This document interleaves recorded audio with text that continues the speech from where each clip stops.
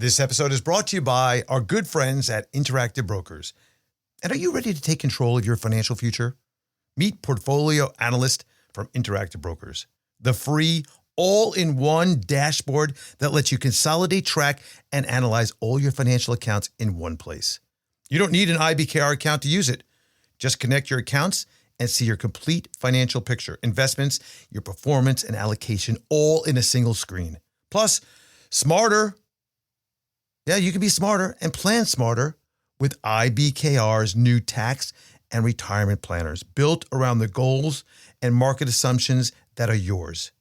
Get deep portfolio insights and detailed risk assessments and compare performance against more than 300 benchmarks. Plus, manage with confidence thanks to GIP's verified returns. Are you ready to get started? Sign up for a Portfolio Analyst free for everyone at ibkr.com/free PA. Interactive Brokers, the best informed investors. Choose Interactive Brokers. Member SIPC. The Disciplined Investor is all about you, your money, and the markets. Sit back and get ready for this edition of the Disciplined Investor Podcast.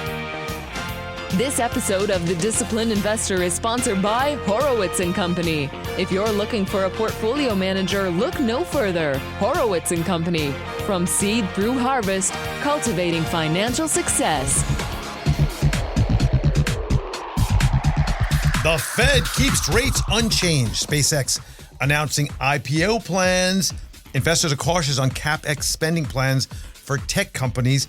And our guest today is the one and only Frank Curzio from Curzio Research. All this and much more on episode number 958 of the Disciplined Investor Podcast.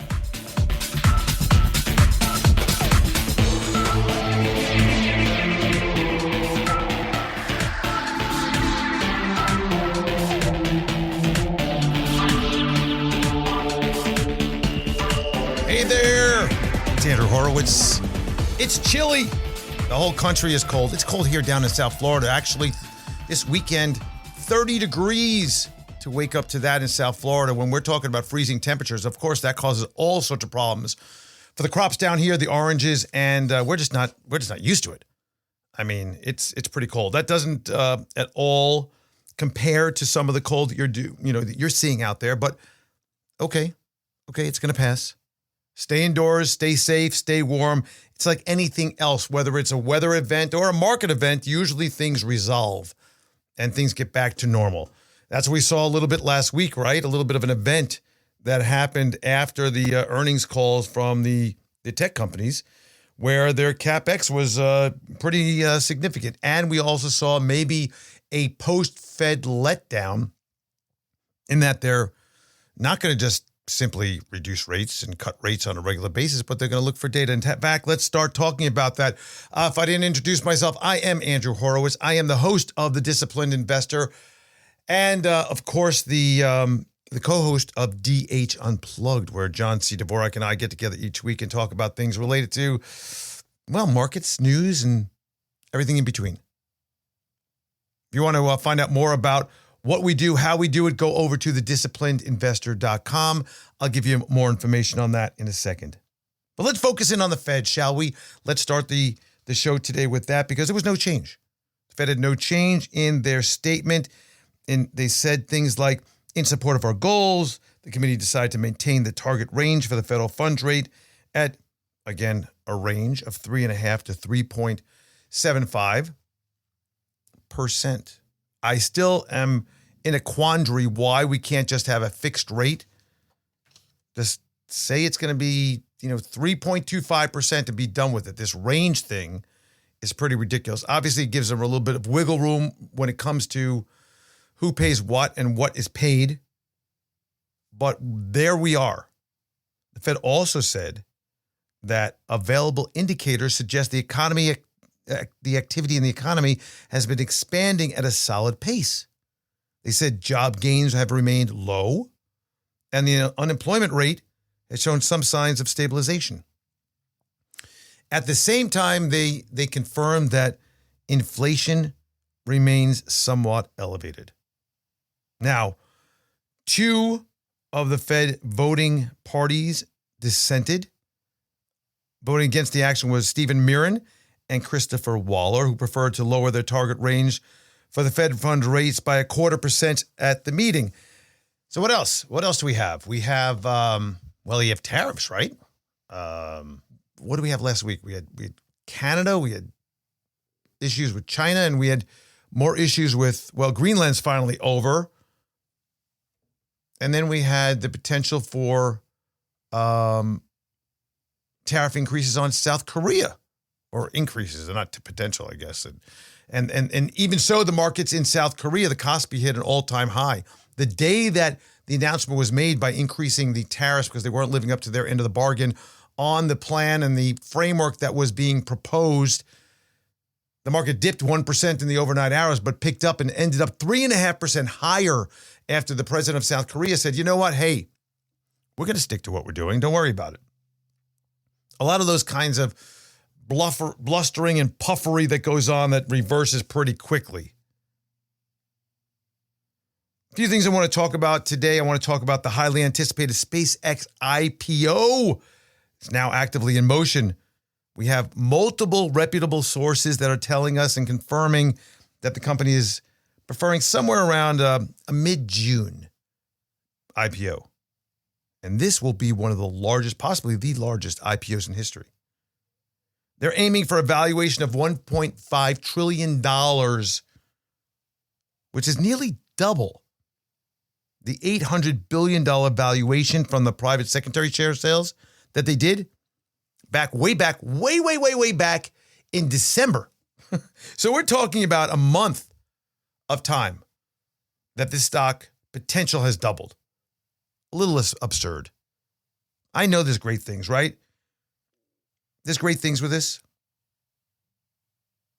Bank of America, Goldman Sachs, JP Morgan, Morgan Stanley, they are all the banks that are going to be running this thing, and they're going to run this hard. Now, the company's looking to raise somewhere about $50 billion, so there's going to be about a 3 or 4% float on the deal. And this will be the largest capital raise in IPO history, surpassing the $29 billion that we saw in 2019 by Saudi Aramco. Remember that? Everybody's like, oh, wow, that was a big one.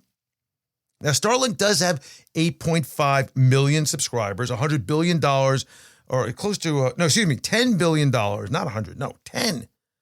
I don't know where I was thinking 100. $10 billion in annual recurring revenue. And SpaceX is planning to use the IPO proceeds to accelerate Starship development, build orbital data centers, which means data centers that are, they're thinking about putting data centers and things on Mars, but right now we're just going to get it into space. Kind of interesting. And fund the Mars and Moon Base Alpha initiatives.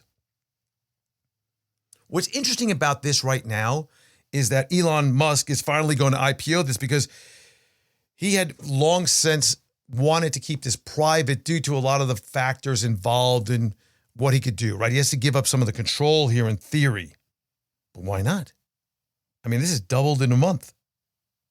So capitalize and rug pull is what I see coming here. We also have to discuss today Tesla's earnings. We could talk about Microsoft with Frank and all, but we have to talk about that. I thought that while the earnings were okay on Tesla, there was this really moment when the revelation that the S and the Y are no longer going to be in production. And you can't have sexy without an S or a Y, right? Right? S or X. Sorry. Let me correct that. It's S or X, not S or Y. The S and the X. Still can't have sexy without the S or the X. But the other thing that was really, I thought, huge was this spend that's going to be taking place on chip manufacturing and warehouses for that, and the change to really focus in from the production of the cars that are bringing in revenue, right? The S and the X, to building humanoid robots and robotaxis. And we don't even have any idea of the TAM or the potential revenue from the robots and probably from the robotaxi. Everybody's all shot up and excited about the robotaxis, but we don't have an idea really of what the reach is for that. But we're going to get on all this. We're going to talk to our guest about this. I want to make plenty of room for discussion because when Frank and I get together, there's a lot to talk about, not a lot of room for each other to talk because the other one is talking about what's going on. But the information flow from Frank is incredible.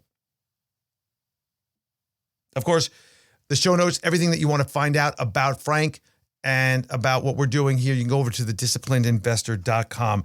And I mentioned that we have plenty of information on there, the strategy on there, for clients. And I would encourage in these particular uncertain times, there's no better time to get a second opinion on your portfolio. And yes, our portfolios have been doing great this year. There's some good things that are happening internationally with commodities and all that. And maybe yours are too. But at the same time, things happen. All of a sudden, investments go a little sideways. Markets go crazy. VIX pops to 20 like it did on Thursday. And all of a sudden, there's a change.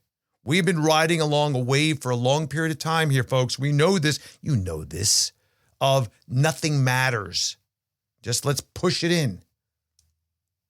Every dip is to be bought under all circumstances. There is no variation to that rule. That's the theory that's in the markets. That's how we see it. But again, there's no better time for a second opinion on your portfolio. Head over to thedisciplinedinvestor.com and check it out. Now, before we get to our guest, I think it's important to know and to bring this up again that Interactive Brokers has key competitive advantages for sophisticated and disciplined investors like you.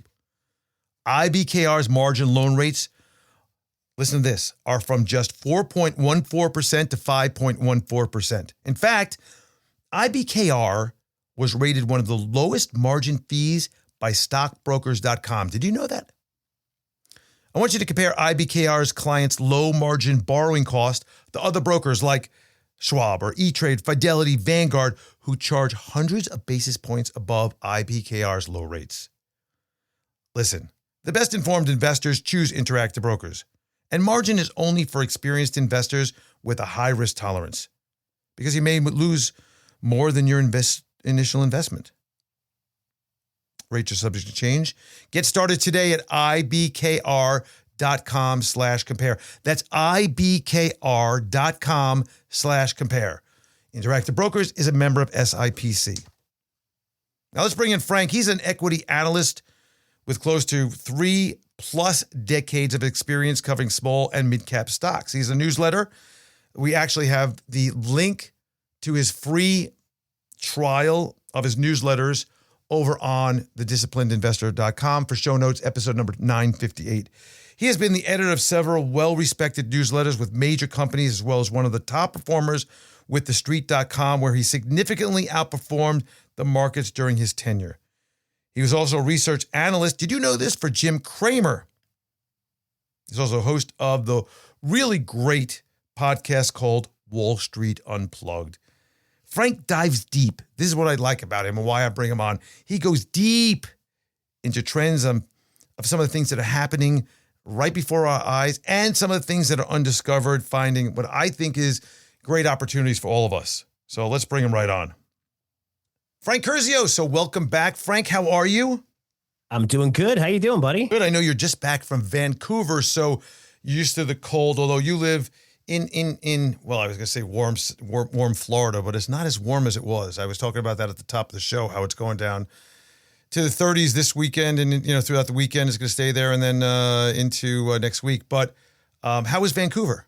It was nice. It was in the 30s there, right? So, and I think we're getting 19 degrees, so It's pretty crazy. But but it was amazing because this is a mining conference that I've gone to pretty much for the past 10 years, been covering the sector around 15, have great contacts in it, some of the biggest names in the industry. And it's really been a crap show for a while, right? And even last year wasn't really that good. This year it was insane. I mean, it took me 20 minutes to get my badge. It felt like there was 1,000 people there. These people paid $2,500 each.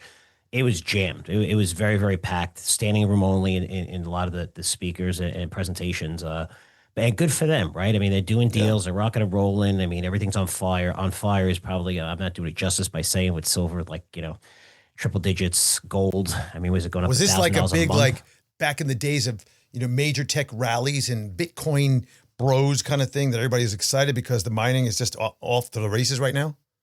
It's just off to the races, and I don't think it's for the reasons that people are saying where, you have high deficits. We've had high deficits since the 70s every single year, right? It just gets higher and higher no matter who's in office. You have this end of the world. I think it's more about the policies of Donald Trump, where it's more, a little bit of protectionism, and, you're seeing demand in these sectors, and you're seeing rotation. You're seeing, you don't have to worry about de-dollarization or anything like that and craziness. You're going to, but you are definitely seeing a rotation where central banks are buying more gold, more silver, and you're seeing the retail investor come in. And the retail investor, is getting bigger. I think it's 20-25% of trading activity. I think I saw Morgan Stanley say a couple of weeks ago. But the other thing, but the thing that people, it's interesting you mentioned that, because the thing that I believe that people don't really understand is that 25% can act as a very big crowd, and that doesn't mean it's 25% of the daily trading. The institutions can be sitting on the sidelines for a minute, twiddling their thumbs, not actually investing in silver at the moment, and that 25% hoard, if you will, right, is actively investing in it for one reason or another and moving things dramatically. So that 25% is a big crowd that can, especially if maybe even 10% could be a big crowd. If it's really going on momentum. But let's talk about silver for a second, because we know that this renewed momentum, excitement, and the drivers of strength. You talked about a few. Is it the idea that we have uncertainty? Is it the idea of deficits, the dollar, seeing a debasement and devaluation of the dollar? But there's some talk about the back to the silver as a metal for industrial use. And more importantly, two things in particular. One, it's the idea that silver is, used in semiconductors and the more machines we have for AI that are being generated by various companies, et cetera, or the chips, et cetera, that silver is going to be used. But two, this unproven idea that silver can be used in a mixture and compounding to create longevity of the lithium-ion batteries that causes them not to have to be thrown out or extracted from a car after a certain period of time, thereby making batteries pretty much, have a much, much, much longer shelf life. So talk on those two topics. I don't know if it's so much. I mean, the fundamentals that are taking place right now are different. And that's why people are so used to saying this is a cyclical market. Well, it's a cyclical market. You could base cycles on whatever, right? At the economy.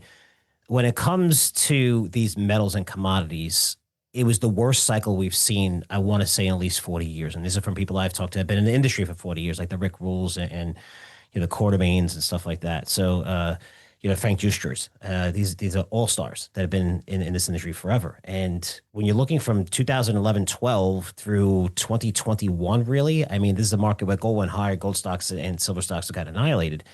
It's usually every 3-4 years. That's a long period. But now you could argue, I wouldn't call this a secular market, but this cycle is going to be prolonged. I think much longer than everyone believes. I came back from the conference. I saw these guys speak. A lot of them were like, you should be taking profits.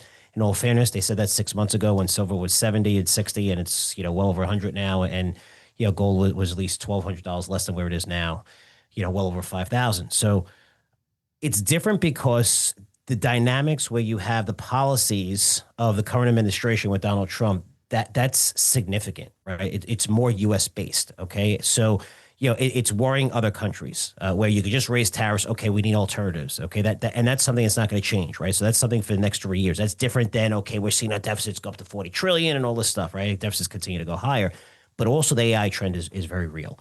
And now when you have administration that's saying, hey, these are critical metals, the rare earths, you're looking at gold, you're looking at silver, you're looking at copper, especially, right? And then you're looking at uranium. And not only are they critical metals, we're understanding that if we're going to grow, and AI is this massive, serious trend that I still feel like most people don't understand how big this trend is.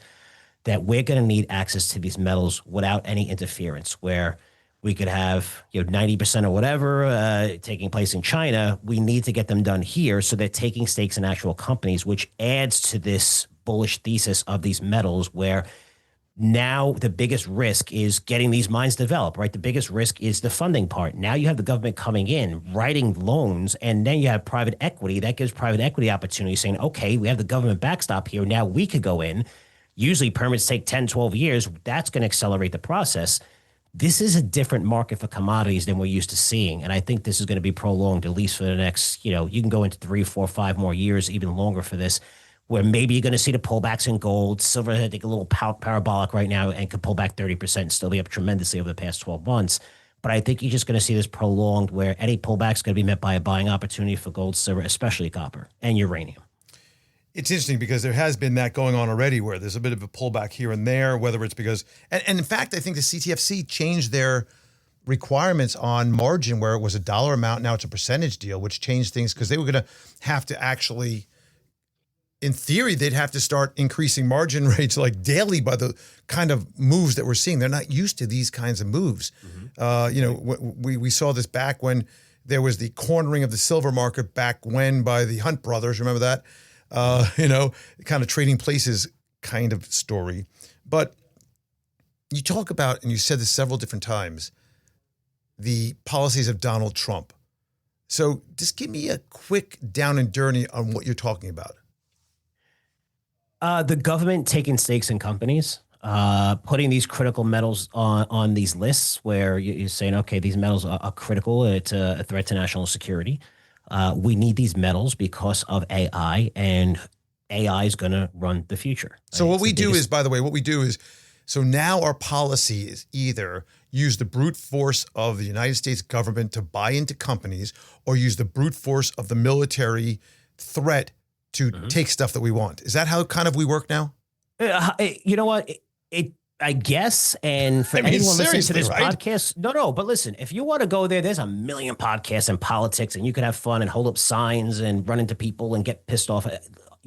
We have a job here, you and I. We have to make money on stocks. No, but I think people need to know what the base policy is so we can understand what to do. Therefore, the base policy is that the government is going to continue to take stakes in companies that they deem that these metals are critical and that we need these things. And that includes, more fabs, and that's why the Intel deal went in. Now, you can hate this and say this is so different. This is socialist. As an investor, I don't like it only because I was told not to like it for years by our government. Our governments for the last 50 years, I'll say 20 years, have been all about the whole idea of state-owned industry is bad. Right? That's not capitalism. And how do we do such a thing? We're going to fight that, and we're going to go against that, and we're going to put tariffs against China because their trade isn't unfair. And then we're like, okay, well, let's just do that too. It's very confusing to investors, I think. I don't think it's very confusing at all, to be honest with you. Really? I think invest in the companies that the government's investing in. It's very simple. Okay, well, that's not confusing, but it's confusing how they changed their tune, is what I'm saying. And more so, Frank, just one more thing, and then I'll let you talk about this. What happens in the next administration? Do they purge all that? And that's a good question. You have a 3-year runway for this, and that could happen. And I think if that's going to happen, the Democrats need to move way away from the left because the policies that they have right now are just not supported to the point where, if you don't agree with their policies, they destroy your life, right? And that's a bad, and you see that because you have Elon Musk, who's a Democrat, who went Republican. You have Joe Rogan. I mean, these are huge, right? You had, the crypto community, President right? Trump.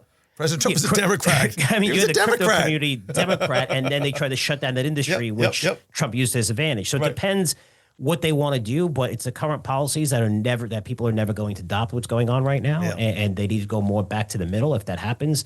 But that's certainly a risk. That's a risk 3 years from now. But right now, what Trump is doing is saying, okay, America first. A lot of countries have been taking advantage of us, which is a fact. You can look at the deals and all the deal flow, and we're the biggest country in the world. We should be getting the best deals. People shouldn't be taking advantage of us, and that's why everybody's kind of bending the knee to us and saying, okay, we're not going to do this. We hate the U.S., and all of a sudden the deal works out. And again, if you listen to the media, they're going to blame that on Trump and whatever. But the bottom line is, we've said this for many years, and we have been on your podcast even to 16, 17, and all this tariff nonsense, and we always say, use it as the greatest buying opportunity ever, and you made a fortune listening to us. That's going to continue to happen, right? And when we're the best country in the world with the biggest economy in the world, right? We could buy our goods anywhere, and it's going to be more expensive if we go outside of China. Yes, it is, but they can't sell their goods anywhere, right? And that makes us very, very powerful. And he's using that as leverage, which is why you're seeing, gold, silver go higher. A lot of countries buying, starting to get off the dollar and sell some of their dollar holdings. They can't obviously get out of it completely and destroy their economies. So, with that, and also, again, politics aside, my job is to make you money. If you're looking at what they're doing, look at the Intel deal and how much they're up on already. Look at almost all these rare earth deals. It cuts the tape. I don't think it's fair, and I don't like it politically, right? I don't like it. I'm just saying that it's going to make these rare earth miners develop much more quickly, which they weren't even on schedule. They weren't even on the map to get developed in the next couple of years. Yeah. And that's huge because we need these metals, and that's going to make these companies go higher and higher. And I think the government next, you're going to see him taking stakes in uranium companies that are pro-American with mines here. You got UEC, you got Encore. Those are two that I think have tremendous upside. They're already up tremendous. What's the symbol on Encore? Encore is, what is the symbol on Encore? So there's Cameco, but that's Canadian, right? No, it's Canadian with So Encore, because I don't know if it trades. I think it might have. Let's see. Yeah, seems. I'll look it up as you do it. Yes, Encore. It's so funny because I actually own this for like 10 years and I just never looked at it. So it's EU is a symbol. EU. Yep. EU. So what about, one of my theories is that, and we just started investing in this for clients, by the way, through our managed growth strategy, TDI. And the idea that quantum computing, for this reason, let me tell you the reason. The thesis is that if you don't have this under wraps and it actually comes into fruition, if other places have it, especially the black hats and the other guys out there that we don't want to have this, they can basically in a second de-encrypt the entire Pentagon and rip right through all of our stuff. And therefore, from a security standpoint, we need to have companies owned by and not controlled, but pieces of, so that the government can really have that protection. Thoughts? I think that trend is very, very far out. And if you're believing in it, then the biggest beneficiaries are going to be Broadcom, AMD, and NVIDIA, who have to supply the chips, which are going to need even faster chips than are available today, which, NVIDIA is the king of those. That would be the best way to play it and the best in terms of risk reward profile. But, very far away from that. And, a lot of this stuff isn't going to happen. It's actually a safe way to play it, Frank. The safe way to play it. That's a safe way to play it. A safe way to play it. I mean, if you want to do it, you have you D-Wave, you IONQ, you have Rigetti, and a few of these other guys that are out there. Plus, of course, some of the major names also that kind of are doing this. Even IBM, for that matter, right? With some of their systems. And remember, the amount of power that's going to be needed. We have a massive energy crisis right now, more massive than anybody believes, other than the hyperscalers and the White House. And this is why they're taking stakes in companies, because we need rare earths, we need the energy. We don't have the energy. We're modeling it. All the models are dead wrong. I've been studying this for 3 years. They're dead wrong. They're modeling on large language models, and we all know large language models takes up much more energy compared to the normal Google search, and they're all modeling out for the next. This isn't modeling out for 10, 15 years. We're talking about 3-4 years, right? And what they're not modeling out right now, and you can listen to last week of Meta's call of agentic AI is here, right? It's here. You have bots doing everything for you, and when you have agentic AI, this is autonomous. This isn't large language models where you put in a couple of prompts. That's okay, that takes a lot more energy, but that's what it's being modeled on. And if you're looking at agentic compared to large language models, it's using probably 30 to 60 times more energy. Just to be, I need to stop you because this is a really important point here, and I don't want to gloss over this, but basically what we have is the let me just kind of give a little bit, and then I want you to fill in some of the blanks here. What we had first was Google search, which is, okay, hey, I'm interested in this recipe for this. Can you tell me this? And you get 1 billion results. And you got to search through those to figure out what you want. And then you had the sponsored, you had to kind of weed through those. And then you figured out, okay, and then you have to look through 20 things. You are the person in charge of your own destiny after you get your basic information. Then we have these large language models, which basically sucked up all this stuff. And by the way, I didn't get my thank you letter from Google or Facebook or anybody else for utilizing my data. But anyway, you're welcome. As is anybody else listening. They took all that and they then created this massive process to do what you did, bake it down into usable features. And that's where you just get that answer right in front of you, right? Next stage, is when the computers are able to actually think independently to a degree, not act, but at this point, that's called inference. Inference is kind of the next thing. We're on the cusp of that right now. Some say we're there, by the way. And inference is that next level of AI, which makes computing or makes the AI a smart, intelligent, and I don't want to call it sentient because it's not, but an intelligent being, if you will. So it can actually do some thinking, reasoning, and all that. Your next level in the Holy Grail is agentics. Agentics is taking all of that, the reasoning, the thinking, and all that, and then making decisions almost on their own, which you start thinking about Terminator. You start thinking Terminator. Scary. Yeah, but that's what you're talking about. You're talking about that. So instead of using an ounce of water for a Google search and the cooling down of all the facilities, and the large language model search, which is your OpenAI ChatGPT, using a cup of water or so of that, into next inference, which is maybe a half a gallon to maybe 3 gallons of water for agentics kind of activity and action. And all of that requires energy. So you think about the differential between all that. You're talking about something that is multiples and actual factors above, right? I mean, here's the stats. It's 0.3 watt hours of electricity for a typical Google search. You need 25 times more power for a single chat GPT query. And then if you're using agentic AI, which is the next step, and that's what they're modeling on. They're modeling at 25 times more power. If you go to agentic AI, it's 79 times more power than large language models. So let's put some numbers behind it really quick and make it simple. If you're looking at Goldman Sachs and you're looking at McKinsey, two well-respected companies that have forecasts, they're forecasting anywhere from, by 2030, around 125 gigawatts of electricity. If you model it based on agentic AI. Is that per year? No, that's by 2030. So that's the full capacity of what we're going to need to support our requirements. Okay. But again, so that's what we're going to need that's what we're going to need in facilities to pump out. Yes, to pump out. We have and this is just the AI, right? So this is, to put in perspective, we have like 80 right now, and they say it's going to go to, we're going to need, there's estimates up to like 150 to 200. If you include agentic AI, it's more like 327. And the difference between that is trillions, tens of trillions of dollars in spend, and we don't have the capacity on the grid. And that's why you're seeing these deals by hyperscalers that I've never seen anything like it in my life. They're going to open up 3 Mile Island, which is 5 years away, and hopefully you get state, local, federal approval, which is going to be very, very hard to do. After that, Microsoft is signing a 20-year contract to lock in that energy for 20 years. You have OKLO, it's not generating revenue. They don't have scalable SMR Amazon's technology. in there, and there's another deal done, and pumping all sorts of money in. I mean, they're banking on it's still unproven, by the way.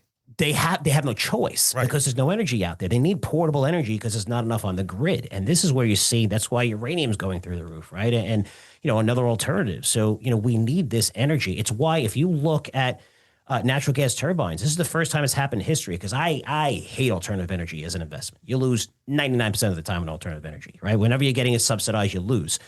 And we've seen that throughout the years. It's not a long-term strategy. You could trade them all you want. I'm just saying, buy them long-term. We just spent $10 trillion to build solar over the last 10 years, solar and wind, and it's literally the same percentage as fossil fuels that we're using over a 10-year period, but we wasted $10 trillion. Those are facts. When you look at it solar, this is the first time, not solar panels, right? Because we've seen subsidies come down on those. When it comes to battery storage, solar companies for the first time are economical. These companies are going to be on fire pretty soon. And I've never recommended solar companies, but solar companies have focused on battery storage. Okay, Shoals is one of them. That's a good company. You can look up a symbol for that. This doing a lot of research on these things. There's not a lot of them, but those that are focusing, look at their numbers. They're going to pay dividends. They're buying back stock because it's first time it's economical. It's cheaper than natural gas turbines when it comes to electricity because it's disrupting the entire market. Electricity prices are going through the roof. I have great contacts that build these data centers for the hyperscalers. I got some that are on the boards of electricity telling me the Microsoft deals that they're signing are 15% increases over the next 3 years, and they're signing in 1 second. So some of these companies, like if you look at the Invesco Solar ETF, it owns things like First Solar, Enphase, GCL, Sunrun. Are these not the names we're talking about? You're not talking about the generals because, First Solar is just down. These are all down a lot. Yeah, they're down a lot because, if you're looking at some of these companies, let me see if I can find just a short list for you guys. Let me see. This way I can get, because, the research, let me bring up the research. I didn't know I was going to go there in this interview. We but go should deep. there. We go deep. No, we go deep. And this is, we don't have like a whole schedule of stuff. So, which is cool. But this is, so there's two companies I would definitely recommend. And let me get to them right now. So you have Shoals, which is one, and Next Tracker is another one. So NXT. Yeah, so NXT is in the solar ETF, but that's, Yeah, look at NXT, and I mean, we recommended these companies in September and October, and you know how bad solar's doing. Shoals is up 35%, Next Tracker's up 33% for us. Those are two. So the differential here, what you're saying is that these solars have the capacity to actually also store. Battery storage, yes. They have battery storage technology, and these are two of the leaders. So Next Tracker, NXT, and SHLS. Those are two companies. And if you could see, look at those compared to the rest of the solar companies.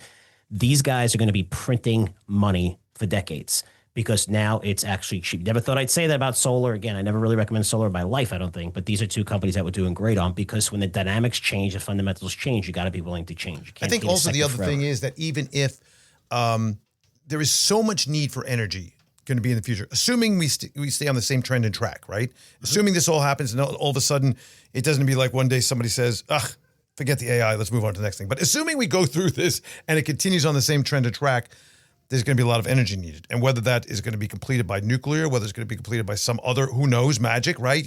Fission, fusion, I don't know, whatever. The fact of the matter is that this, even as a complement to the other energy sources, is going to be beneficial. Solar. Yeah, beneficial. Absolutely. I mean, you have to find, I mean, when you see companies like OKLO that are signing contracts and this stock is absolutely through the roof, whatever the valuation. We had this last year. Billions. We had SMR and OKLO for our clients last year. I don't even want to talk about how much money it was made. It was absurd. I mean, they're signing deals, right? They got big backings by Peter Thiel and stuff. So, so you're looking at some of these companies. What I love is I was able to invest in Bloom Energy in the 20s. That's a company. I remember that one. Yeah. Yeah, so Bloom Energy has done well, and they're signing deals. They have great technology. So, solid oxide fuel cells, and this is actually like they have a model which they're much far advanced where they can produce at scale now. And now you're seeing them get tons of contracts. They just signed a $2 billion contract with American Electric Power. So AEP. There's some of these names that are incredible. Anybody that owns megawatts, and this even goes for the Bitcoin miners. So Bitcoin miners, that's called tier 1. What they're doing is they're transferring from tier 1 to tier 3. Why would they do that? Because each megawatt, tier 1, which is Bitcoin mining, is roughly $1 million. It's 15 times more when you convert them over to tier 3. And you have the biggest companies in the world with the deepest pockets that are in dire need of energy. So if you have companies like that, you're going to do very well. DGXX is one, DigiPower. They own a ton of electricity. We've been in this since $1. It's 3, went as high as 6 and came down a little bit. And this is a company that's in this transition, pretty much ahead of most of these Bitcoin miners. They're sitting with a full capacity of 400 megawatts of power, and they're going to convert a lot of this over. They own the actual power. They have these assets that are probably worth 3 times the price of the stock right now. This is what I'm looking for in terms of energy in the sector. Anyone that has megawatts is huge. All right, huge. That's good stuff. Love it. I want to continue on with this AI. Then I want to segue into, I want to talk about private credit because I have some things that I just... some things that make you just go, what's going on there? And I want to talk about some of the earnings season, but let's continue on with this discussion, this idea of, are we in a bubble or not? Now, we saw some earnings come out from various companies. Some are really good, like Facebook is, going back on their spend spree, huge amounts of money they're spending, but they're making some real headway. One of the things that really was interesting in the conference call last week was the discussion about how they're flattening and streamlining their various teams, where it took maybe a team of 20 to do something for a while. They're flattening down to 1. And there's a whole, I don't know if you've seen this whole undertone in the markets about leaders of companies coming out and talking about, and specifically pounding the pavement about that AI is not going to reduce headcount, right? This whole idea, which makes no sense to me. But, I don't know if they're doing it just to make sure people don't freak out. Keep working. Don't worry about it. When we get the machine to do your job that you do exactly right now, don't worry about it. We're not going to fire you. Why would we do such a thing? No. Because if they did, then people would be like, I'm going to slow roll this. I'm going to make this take 20 years to develop.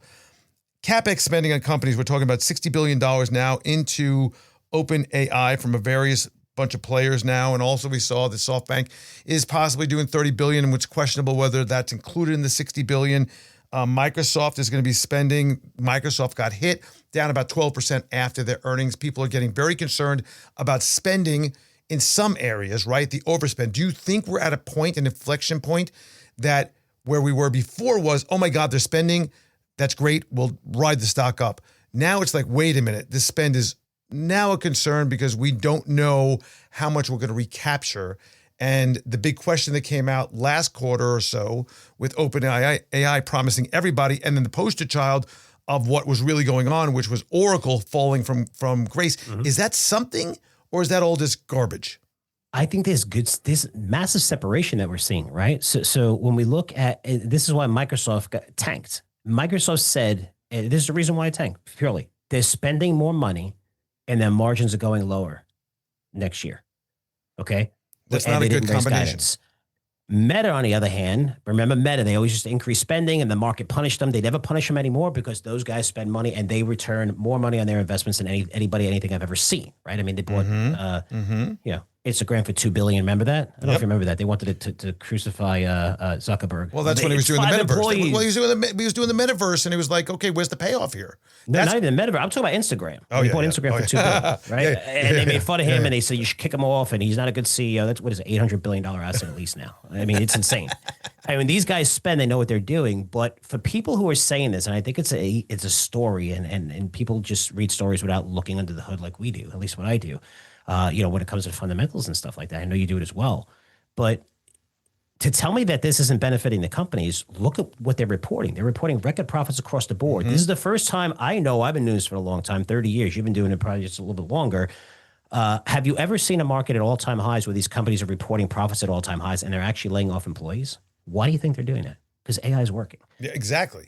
Right. So for them to think about this and the Fed actually to come out last week and Powell say, well, just like regular, technology and we see these trends where you lose some jobs and you gain some jobs. I'm going to put this in simple terms. Doing this for 30 years, I've never seen a trend in my life where you can't see the scalability.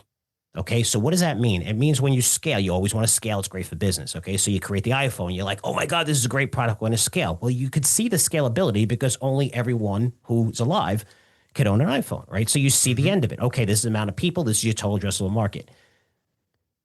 You cannot see the end of the scalability for AI yet. Like the productivity gains that you've seen are almost infinite. They keep going better and better and better. And that's why you're seeing these companies continue to increase their spending. They were spending $70 billion a year ago. Now they're spending, Meta came out and said we're spending $125 billion on AI, $165 billion total. This next year.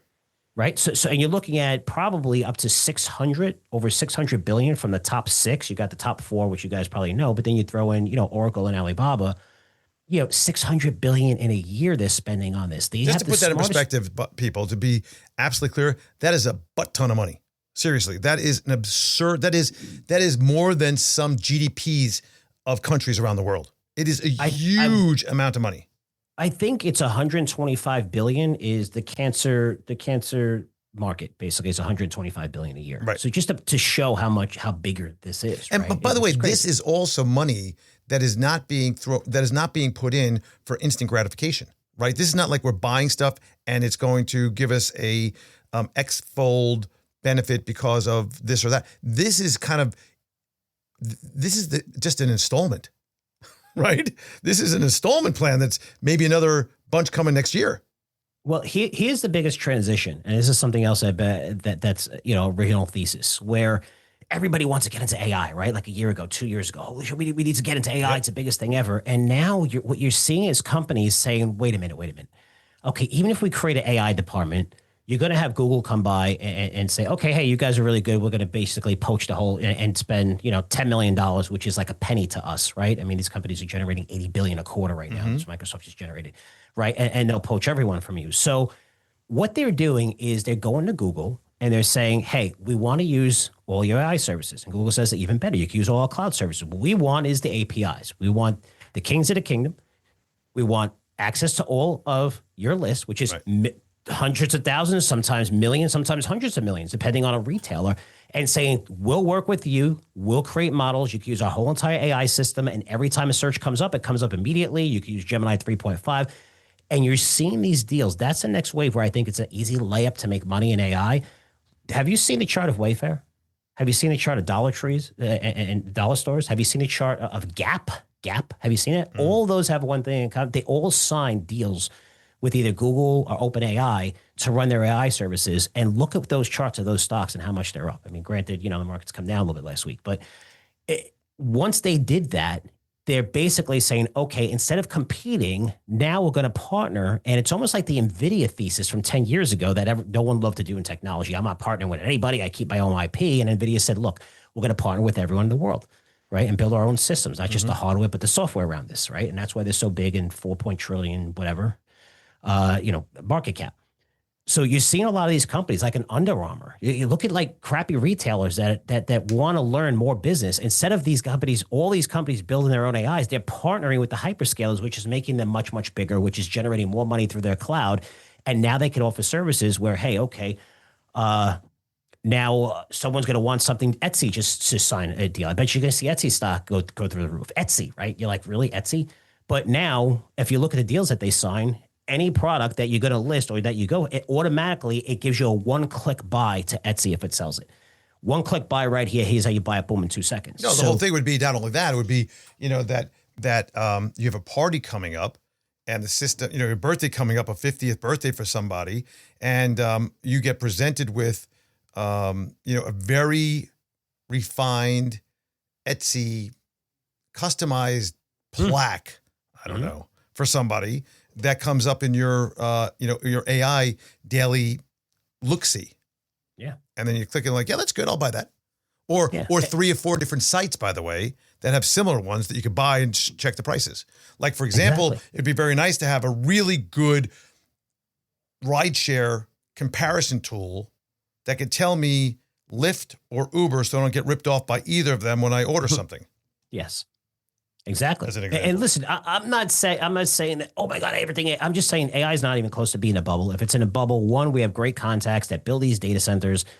Once we know this isn't, an ego thing, this is just a data thing, right? Look at how much these companies are spending. They're increasing their spending. It means that this trend is going to continue for a while. Doesn't mean all the stocks are going to go higher. If you look at NVIDIA, Microsoft, even Meta, after its move, all three of those stocks are down over the past 3 months, with Microsoft being down 22%. So people are like, this is going to blow up. I would say Microsoft down 22% is kind of like a blow up, wouldn't you? Yeah. So, you're going to see this rotation. And the rotation, I think, is the layup is one, you're seeing AMD do better and catching up a little bit, still not even near NVIDIA, but you're seeing that momentum. You're seeing, great out of Broadcom. So there's just a separation. And as you go along this AI trend, look what's happened to the memory companies, right? When you're looking at the Western Digitals, the Seagates, the Microns, like out of nowhere. Have you seen those charts? Holy cow, that's the next stage. Oh my God, these prices going through the roof because of AI. Oracle was late to the party. So Dell was a little bit late to the party, and their stock did well. And some of those are pulling back. So you're going to see separation in this industry. It's going to provide great buying opportunities. And for me, that's what I love, because when anyone can throw a dart and make money, they don't need us. Right. We have to separate through this stuff. And, we have amazing winners. I mean, Celestica is one that we just sold for, I believe it's a 500% gain, wow. Just having great contacts in the industry saying there's no switches. I'm like, what the hell's a switch? And they were like, well, it's like PVC pipe, right? Picture you don't have PVC pipe. You can't live in a house if you don't have that. Mm-hmm. So they didn't have there was a huge shortage. This is one company that got it right. And once they did, they had incredible pricing power. And you have the biggest companies in the world with the deepest pockets are like, I'll order 5 million of those because we need them. Right. And this is a company that went from 40 to basically 350. So that's the trends that I want to see. I love the energy part. I still think there's money to be made. I love the retail part of partnering with some of these companies where it's going to benefit them tremendously. And it benefits obviously the Google, because now they got access to these clients. They know everything that you're going to do every minute for the rest of your life, which is great that they could sell a fortune to advertisers, which is why Meta and Google are absolutely crushing it. And there's just different areas that are going to benefit as this trend continues to go on. And it's very, very strong right now. So let me summarize a few things. Number one, follow this strategy. Invest when governments are investing in something. That's number one. Absolutely. Number two, AI is not in a bubble. Energy is going to be a big issue here. look for companies that can supply that energy to the industry and to the world over the next number of years because it's not going away. Hold that thought really quick. Yep. If you want to see when this bubble is going to end, there's one company you look at. Very simple. Taiwan Semi. They make all the chips for everyone. Yep. If you looked at their last quarter, they raised their CAGR, which is a compounded annual growth rate, raised it by another 15% annually to 2029. So they're expecting, instead of 40, they're expecting like 55, 57%. Most companies would be happy with a 12%, 15%. They raised it an extra 15%. These are the companies, this is the company that gets the orders first. So NVIDIA calls them and says, we need 1 million chips, all the biggest chip companies, right? And then they deliver the chips to NVIDIA, NVIDIA delivers them to the customers. So you see this chain. That's where it would happen first. If you see Taiwan Semi come out and say, you know what, we're not really seeing the spending as we saw the increase, that's when maybe you should take some off the table. Until then, that's the company you need to look at every year. And by the way, this doesn't mean there's not going to be corrections in between. Of course. That's the way Microsoft markets go, yeah. So that's two things. We said, the urgent trend of looking at some of the things that are happening now into the future, the CapEx spending, which is going to translate into revenue over time, the reality check that the AI is going to replace jobs. I think we kind of just for a second touched on that, didn't get into it, but that's okay. Oh. I want to talk about private credit and then finish up on earnings season, a few different things that are going on. Private credit. All right, so let's kind of discuss this for a second. What is private credit? Well, it's what it sounds like. It's private credit offering. So it'd be like you lending money to me, Frank, right? That's a private credit transaction. That's a private loan. So we've got this it's gotten enormous. I think it went from, like, in the last 5 years, it went from like $1 trillion, like $3 to $4 trillion of known private credit that's out there right now. And the banks stepped back. They didn't want to offer, the rates weren't what they wanted to lend at. The latest shift is in the way lending is getting done. And the question is private credit, which we've seen a breakdown, by the way. For example, last week was BlackRock TCP, which is a publicly traded company, symbol TCPC, and it disclosed a 19% decline in net asset value for Q4 2025, right? Mm-hmm. Now it trades at about a 25% discount to NAV, and the fund is down about 46%. This is BlackRock, by the way. This isn't just like, ABC ETF fund, something or other, right? This is BlackRock. They would hopefully have good lending standards. That's the issue that concerns me. As big as this whole private credit environment got, we have a situation with, did we once again step out of bounds when it came to lending standards? And is this something that could be, it doesn't have to be problematic like a crash of the system, but is the private credit area something that is putting up antennas and kind of making you a little uncomfortable? It's not making me uncomfortable because it's easy to see this market, and this market is a disaster. So this is, the private credit markets exist because this is like, they're going to take on more risky loans, right? With the banks that won't take on these loans. But the private, even though when it comes to private equity and these companies, what they do is, they're leveraging. But when they leverage, they'll take these companies, and these is private credit, right? So the hope is that, we want to have a liquidity period, which is a company going public or it gets taken over. Now, when you have these private equity funds, which is all about private credit, they usually have a pay period of 3, 4, 5 years, and they're sitting on assets on their books that are declining in value, right? So when they're declining in value, they can't get them off the books. There's no liquidity period in sight, and what it's doing to investors is they're sitting on this dead asset. So what they're doing is, I have someone that's one of the biggest in this industry, has been doing it for 30 years, who's starting funds in the consumer food space, which I love because I'm like, consumer food, right? I love when people tell me the idea, like I'm like, you're crazy. And he's like, look, they're sitting on companies that they bought that they're selling for 10 cents on the dollar that they need to get off the balance sheet. Right. One, they're going to bring in money, and then they could take that money and leverage it and go into another idea because it's dead money. They don't have that dry powder. And two, they have to get rid of this because their investors are really ticked off because they're sitting on this as something that they used to be able to sell right away, right? And just take these companies private, fund them, leverage, and then repurpose them, and they IPO at a much higher price, right? And they make fortunes on it. That's not happening now. So it's big. We could see it though, which is really good. And there's other companies and guys that I know who are very wealthy that are saying, hey, you know what? We're using this as an opportunity to buy these assets dirt cheap It frees up money for these companies, but I'm never worried about something that you could see. It's the things that you don't see when you didn't know. Well, that's what I'm talking about. I mean, crisis. it seems like this is all of a sudden cropping up. We don't see it because we can't see it. That's the problem. The private nature of this. For a while. Like when I say a while, for like the last year, it's really been bad because this went on steroids after, the government was pumping money like crazy. But now a lot of these things in 20, 21, 22, you're looking at 25, 26, 27. What's going on? Well, we're sitting on these things and you're seeing the value of these assets actually decline now, right? Where they were worth a lot more. And they're like, what are we doing with these? We can't sell them. We're going to, so they want to get them off their balance sheets. And there's other funds that are taking this and rolling them up and creating SPACs and throwing out this business. And, it's just like, well, we'll see what's going to happen. I mean, specifically in home improvements, certain tech adjacent borrowers, e-commerce roll-ups, these are the things that are kind of concerning me. And when I say concerning me, I have very little, if no exposure to this for clients. But the question is, what's the knock-on effects in some of the other credit areas?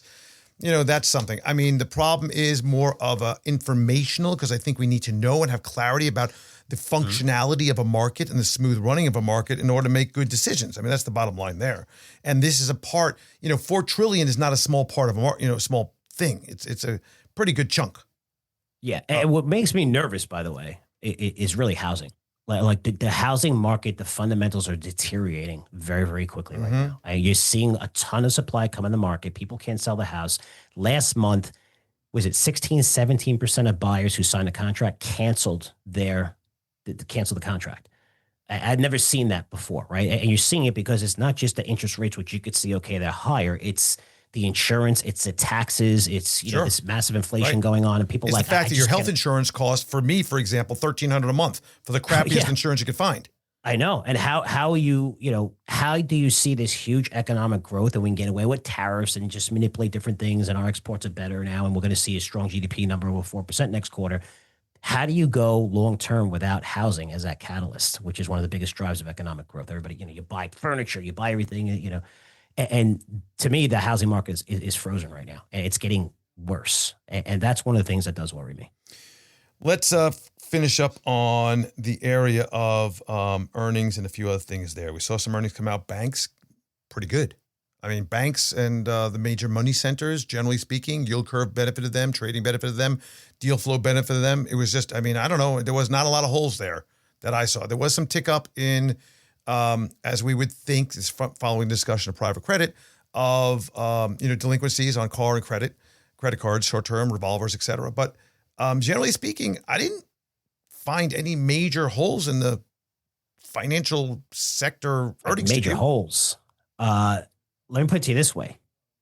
The four largest banks generated $117 billion in revenue and over $31 billion in profits. For the quarter. Right. That's what I'm saying. It is the greatest environment probably in the last 30 years for banks, because we all know if interest rates go higher, they do better. They have the net interest, income, right? And that was supposed to go down like 2 years ago. Supposed to see rates much lower, and they were all forecasting we're going to see this lower. If you're looking at JP Morgan is forecasting next year to generate $100 billion in NII. It's amazing. Their net interest income. And now what do you have? You have economy that's doing well as well. So now they're able to get the investment banking fees and fees on bonds and trading fees. It's just every single line of their business. I feel like I'm looking at Microsoft. That's what I'm saying. Or when they report like everything's up 25%. It was insane. Like the numbers they're reporting are just insane. And usually when I say there was no major holes at all, we can always find something in the financials. I couldn't see much. If anything, the loan loss provisions for every bank have gone down. You would think they would go up. They've gone down. Other than I think it was JP Morgan, because they took over Goldman's credit card and stuff like that. Right, but so without that went down as well. Yes. So then we have industrials. Look at Caterpillar, for example. And obviously they benefit on the mining and construction to a degree. And industrials did pretty well as well. I mean, we've been starting to see energy start to tick up a little bit here as prices come up. We're starting to see, benefits. I mean, some of the consumer areas, restaurants, things like that, still, maybe better than expected. I mean, we saw the cruise lines come out last week, Royal Caribbean. Wow. Guiding up. So notice how they're guiding up while Las Vegas Sands, Vegas is getting crushed. I mean, crushed. Right. Mm-hmm. Crushed. I mean, I don't know if you went on vacation lately. I mean, you go to these hotels. Always. You walk in and they're like, oh, by the way, it's $50 a night extra for what? For whatever. Just because we're charging you that. Because you asked me the question. Now it's 75. Yeah, it's like it's for your car. I don't have a car. It's for the refrigerator. I don't have a refrigerator in the room. Right. No, it is nickel and dime. It's gotten terrible. And then you don't get service. Yeah. You don't get maid service unless you beg, right? I was just in Mexico. Mexico was fine, but, and you got waters. Airbnb, Verbo fees. Yep. I mean, what are they up 20%? It's insane, right? So cruises make sense from a family. Makes sense. That's when. Well, yeah, going to like a Disney, trying to stay on a Disney property. I think we did some number. It was like $5,000 minimum for a week with a family of 4. Yeah, that's without the tickets. Right. Tech now. We're talking about tech. I mean, we talked about the CaPex and the opportunity there. Pretty good. I don't think we need to beat that one. 74% of companies, as is usually the case, beat EPS earnings, and outlook's relatively good. A lot of guide higher. Interesting, we're seeing some weakness in the SaaS companies, right? The CRMs, the ServiceNows, AI, right? Well, which they should be utilizing AI, but this goes right back against my entire thesis of AI. So when does Salesforce not do well? Salesforce should be tracking employment. It's a simple strategy, right? To look at this. The more people that are working, the more people using Salesforce, the more people are paying for Salesforce, et cetera. There's some corporate contracts with unlimiteds, but you know what I'm saying, right? The enterprise contracts. Mm-hmm. But what's interesting is Salesforce has been, even with that giant deal they got last week, a $5 billion government deal. Did you see that? Stock still cratered. ServiceNow not doing well. I think there is ServiceNow, Snowflake, writing on the wall, though, that AI is going. I'm not going to stop my belief in this until I see something otherwise, but AI is going to take jobs. And that's okay. Maybe they'll be replaced somewhere else. It's also going to change the education system in the future. People don't necessarily need to, I hate to say what I'm about to say, but think, it's a different situation where you have, if you need to have automated division on something, where you have something and and it automatically tells you what the tip should be. You don't have to do multiplication of what my 15, 18, 20% should be, which, by the way, somebody put a 30% suggested tip in front of me last week. I was very aggravated. Let's just say that. Oh, they just all over. Oh, the best is when I went to Disney. I went to Disney and ate. There was a conference next to what is it? The Disney area that has all the restaurants and stuff like that. Downtown Orlando, downtown Disney. Yeah, basically. So I went there and we got tacos for $3 for a couple of my workers, and the guy's like gives me the tip thing, and it's like it says 15, 20%, whatever, and he's like over my shoulder. I'm like, what the hell? So I gave him I gave him 15%, and then I found out how much it cost? $250 for tacos. How's that? Because they charged us 20% gratuity, which he didn't tell me about. Oh, and then he put the tip on my face and said, "Here, 15, 20%." Well, that's your bad. That's your bad, Frank. Yeah, that's my fault. But the first thing was just a credit card with the tip. It didn't even say Oh, that's the new thing too, right? They just give you that blank, like what I order. I don't know, whatever. Quick thing before I go, what you mentioned. If you're thinking about buying these software companies, one, you might be better because you're looking at the very, very expensive with Snowflake is like trading like 100 times forward earnings. You got ServiceNow trading at like 30, but Salesforce is 17 if you want to try on that one. However, before you do, go and do some research on Anthropic. We took a Gemini 3.5 right now is the best, right? Based on, these private leaderboards. Anthropic is by far the best when it comes to coding, operating computers, complex tasks, right?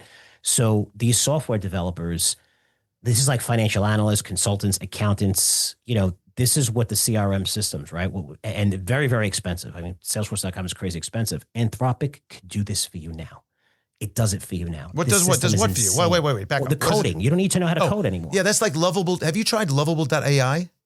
No. My son was in my office. He said, check this out. He put some prompts in. He said, look, I need a website that does this. It has a form on it. It's that. And I'm like, you've got to be kidding me. Yeah. Like in an instant. I'm like, that is beautiful.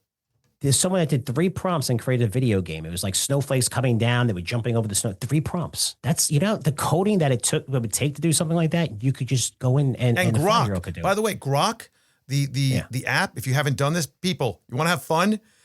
Download the Grok app, Grok. That's Elon Musk XAI. The imagery and imagination where you take an image and you just put it into there and it makes it do something. And then you put a prompt like have these people jump up and down, spin around. It literally takes, I'm not kidding, an image that can turn it into whatever you tell it to do. And within less than a minute, it does this. That's unbelievable. It's unbelievable. That's Think about the movie unbelievable. industry. That's why they're all worried. Do you realize that you tell my me this is going computer- to take jobs? Our computers in our office, I have a Mac Daddy of a laptop with and other computers. Do you know how long it would take to generate that kind of 5-10 second clip? And you do that stuff. You create that. Do you know how long that would animation. take? Do you know how long that would take? It's unbelievable. See it. Unbelievable. Yeah, that's cool. Unbelievable. My good friend Frank Curzio, Curzio Research. You can find him at CurzioResearch.com. He has some free offerings for sample newsletters, all sorts of things. Check it out. We'll have the links, information on the show notes page of episode number 958 on thedisciplinedinvestor.com. Frank Curzio, always wonderful being with you. Always love coming on the podcast. Always open for you, man. I'll be there for you. Thanks, buddy. I appreciate it. All right, thanks. And thanks, everybody, for listening. We're going to end the show right there. We ran a little bit over, of course. When Frank and I talk, we do not stop. And thank you for joining me this week and every week. I'll see you again real soon. This podcast is intended for informational purposes only and does not constitute personalized investment advice. Investing involves risk, including the possible loss of principal, and past performance is not indicative of future results. The views and opinions expressed are those of the host and any guests and may not necessarily reflect those of Horowitz & Company, Inc., an investment advisor registered with the U.S. Securities and Exchange Commission. Registration with the SEC does not imply a certain level of training or skill. Advisory services are only offered to a client or prospective clients where Horowitz & Company is properly registered or is excluded from registration requirements. Any mention of third-party companies, products, or services is provided for informational purposes only and does not constitute an endorsement. Hypothetical scenarios or forward-looking statements are for illustrative purposes and should not be viewed as guarantees. Content is intended for U.S. residents only and may not be applicable in other jurisdictions. Listeners should consult a qualified financial advisor before making any investment decisions. Please visit our website for additional information, disclosures, as well as a copy of our Form CRS. Advertisements are not related to the host or affiliates and are not considered recommendations by the host of the show or any affiliates of Horowitz & Company.